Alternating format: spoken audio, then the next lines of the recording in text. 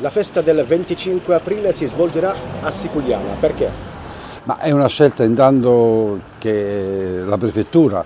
ha fatto e di cui noi siamo molto contenti e soddisfatti. Sicuramente è un momento molto importante perché comunque festeggiare il 25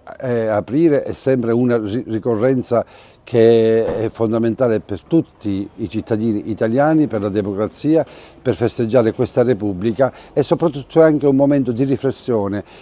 con un'attualità che ci pone oggi scenari di guerra molto forti e preoccupanti e quindi anche un momento per dire che tutte le nazioni, tutti i popoli hanno necessità di un 25 aprile, di un momento di liberazione, di apertura, di democrazia e questo sarà l'appello che partirà da questa piazza e quindi vi aspetto il 25 aprile a Siculiana per celebrare insieme a noi e a tutte le forze armate questo momento importante.